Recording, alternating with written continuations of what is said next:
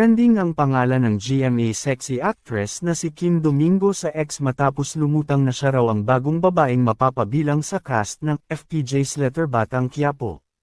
Nagpakita kasi ng teaser video ang Dreamscape Entertainment hinggil sa isang babaeng motorcycle rider na nakatikip ang mukha subalit litaw ang mga mata nito.